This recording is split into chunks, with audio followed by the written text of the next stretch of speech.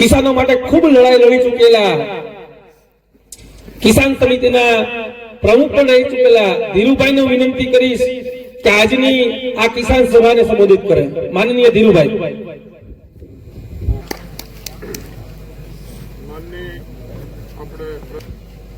માનનીય પ્રદેશ અધ્યક્ષ શ્રી વિશ્વદાનભાઈ ગઢવી તથા આપણા ખેડૂત આગેવાન પ્રવીણભાઈ તથા રાજુભાઈ બોરખતરિયા તથા બાલાભાઈ પિયુષભાઈ, આજે બાલા ગામના લોકો કદાચ મને જાણતા હોય, કારણ કે ખેડૂત સમિતિ, ખેડૂત પુત્ર હિતરક્ષક સમિતિ આપણે છેલ્લા 10 વર્ષથી હું ચલાવું છું. અને બાલા ગામે એક વખત જ્યારે અમારા ગામમાં કોઈ બેંકનું કોઈ કેશિયર ઉકમણું કર્યું ત્યારે અહીંના ખેડૂતોને લઈ અને એક પણ પાર્ટી નહોતી આવી, નહોતી કોંગ્રેસ આવી, નહોતી ભાજપ આવી, કોઈ પણ પાર્ટી નહોતી આવી. ત્યારે હું અહીં આવી બેંકમાં જઈ અને બધાનો વિચાર સાંભળી અને અહીંના ખેડૂતોને પોલીસ સ્ટેશને લઈ જઈ અને ફરિયાદ કરાવેલ, ફરિયાદ કરાવેલ અને એ કેસ ચલાવેલ. બીજું, અત્યારે હું આજે છેલ્લા 30 વર્ષથી સતત કોંગ્રેસમાં રહી અને ખેડૂત સમિતિ ચલાવતો, પણ ખેડૂત સમિતિ હું જે ચલાવી છે એ બિન રાજકીય ચલાવી છે.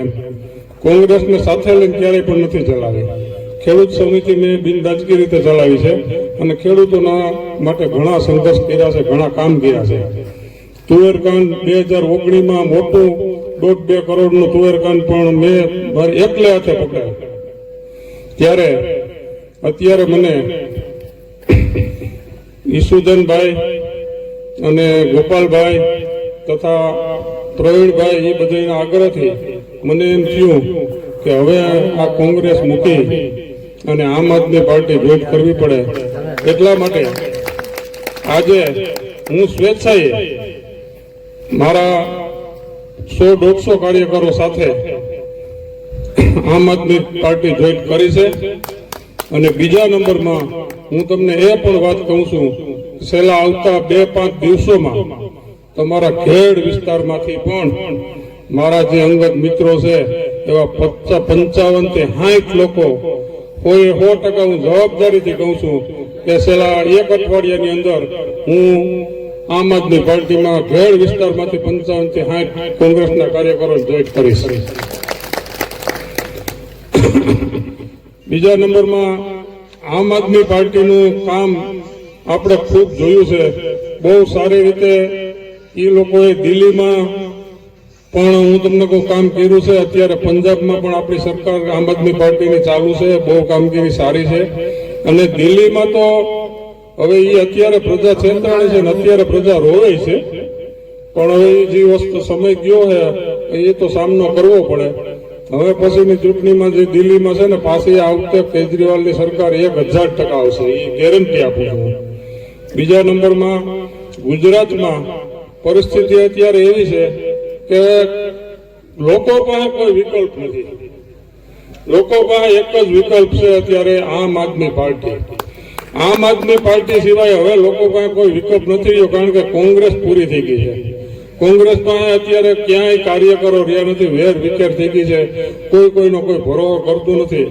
એટલા માટે કંટાળી અને અમારે જો હું તમને કહું, અત્યારે મારી 62 વર્ષની ઉંમર છે, 62 વર્ષે મારે જો કોંગ્રેસ છોડવી પડતી હોય તો ક્યારે છોડવી પડે? 30-30 વર્ષ કોંગ્રેસનું કામ કર્યું, દિલ દઈને કર્યું છે, કોઈ સાંભળવાવાળું નથી. અને કોઈને હું તમને કહું નેતાગીરી કોઈ કઈ સાંભળતું નથી, કોઈ કઈ કરતું નથી, તો શું કરવું? એટલા માટે મેં કોંગ્રેસ છોડી છે. અને આ એક પાર્ટી મને એવી લાગી છે કે આમાં આ દેશને અને ગુજરાતને આ પાર્ટી કદાચ આજે 30-30 વર્ષનું ભ્રષ્ટ શાસન છે ભાજપને. ભ્રષ્ટાચાર એટલે દુનિયામાં ક્યાંય ભ્રષ્ટાચાર નહીં થયો એટલો ભ્રષ્ટાચાર 30 વર્ષમાં ભાજપ પાર્ટીએ કર્યો છે. ભાજપ પાર્ટીને પણ કોઈ રોકવાવાળું નથી. અને હું તમને કહું, તમે બહાર નીકળો અને જો તમે જરી કઈ એના સામે અવરું બોલો ને અવરું કરો એટલે તમને જેલમાં નાખી દે. પણ જેલમાં નાખી દેવામાં તો અમે એના પ્રવીણભાઈ તો છે ને, અમે તો આયરના દીકરા છીએ. અમારો જન્મ જ જેલમાં થયો છે. અમારો કુળનો અમારે કઈ જેલથી બીવાનું કઈ હોય નહીં. એને અમે તો આમંત્રણ આપીએ કે આવી જાવ ને, તમને મજા આવે છે, તમારો અમને પકડવાય ન ફોન કરજો એટલે અમે હાજર થઈ જાવ.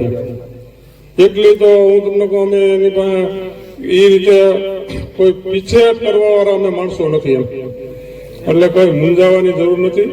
આ લોકોનો તો અત્યારે એક જ કામ છે, બોયલો નથી, ગયેલો નથી, બોયલો નથી, ગયેલો નથી. કોઈ વાંધો નહીં. તમતાર મજા આવે ને ભાઈ, તો એ તમતાર તમારે આવતું જ રહેવાનું, ફોન જ કરી દેવાનું. તમે ધક્કો ન ખાતા અમે હાજર થઈ જાવ. એટલે એ કઈ ઉપાધિ કરવાની છે નહીં.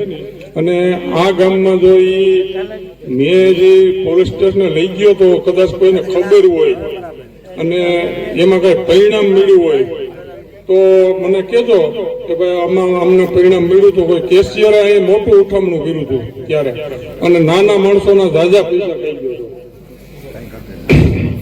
બીજા નંબરમાં બાલાગામ સીટમાં જો આ વખતે તમને કહું, તમે બધા ધ્યાન રાખી અને આ વખતે જો બધા સાથે રહી અને મહેનત કરીને આ જે પબ્લિક છે અને આ તમારો જે ઉત્સાહ છે એ જોતા એમ થાય છે કે તમે જો બાલાગામના લોકો આ વખતે આમાં થોડુંક ધ્યાન આપો ને તો આ વખતે આપણને તાલુકા પંચાયત, જિલ્લા પંચાયતમાં 100% પરિણામ મળશે. 100% પરિણામ મળશે. અને બાકી કાંઈ કોઈથી ફાટી પડવાની, દીવાની કોઈની જરૂર નથી.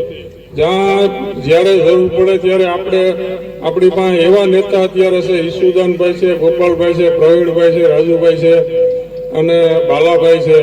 જ્યારે જરૂર પડે ત્યારે કારી રીતે ફોન કરવો. ગમે એ નેતાને તમારો ફોન કારી રીતે ઉપડશે, તમારું કામ થાય. અને કોઈથી પણ પોલીસથી કે પછી હું તમને કહું કોઈ અમલદારોથી કોઈ પણ બી અને કોઈને કાંઈ તમને બીવાનું છે નહીં. જ્યારે જરૂર પડે ત્યારે કારી રીતે ફોન કરશો ને તો પણ અમે હાજર રહેવું.